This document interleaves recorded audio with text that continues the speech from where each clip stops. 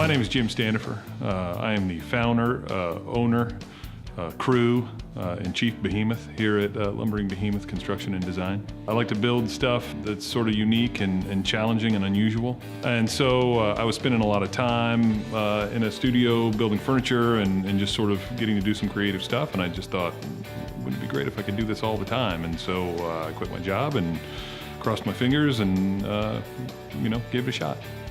I see things that are cast off, and I guess there seems to be like a glimmer of potential in some items.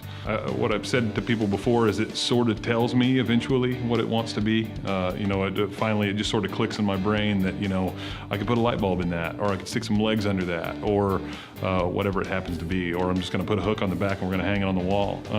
There's just like there's something in there that just seems like it needs to be something else, like it's just not quite ready to be thrown away yet. I guess I just sort of got on a little bit of a lighting kick a couple weeks ago, and there's something so satisfying about taking something that's just sort of this useless piece of stuff that doesn't really do anything but take up space on my porch, and then all of a sudden when it's dark outside I can use it to read or to not trip on things. And so it's like this immediate function, and it's electricity in it. There's something really dynamic about lighting. And so for the rest of that week, I just kind of, anything else that I had thought that I wanted to turn into a lamp, I did. So I made a whole lot of lamps in 1 week. My grandfather, who was the guy who commissioned and owned that lamp, the guy who tromped off into the desert to pick up the dead cactus and drive it from somewhere in the Southwest all the way back to Illinois. He was the kind of guy who went to a lot of auctions. He scrapped things for people, scrap metal and stuff, basically for his whole life. So, when I was a kid, he had barns full of stuff. I've actually got a cabinet over there that's got drawers on it. And the handles of the drawers actually came off of a coffin that he had in his barn when I was a kid, and I remember he fascinated with that.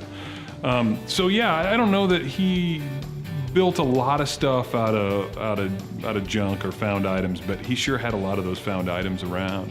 I think maybe that drive to not throw things away comes from that. My cousin Jake, who's a dear friend of mine and just virtually my brother, has the same sort of bent.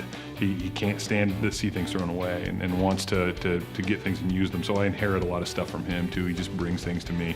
So yeah, I mean I guess I hate to call it dumpster diving because I don't know that I've ever actually dove into a dumpster, but that urge to salvage things and to keep them, I think is long-standing. I'm not sure it's genetic, but it might be.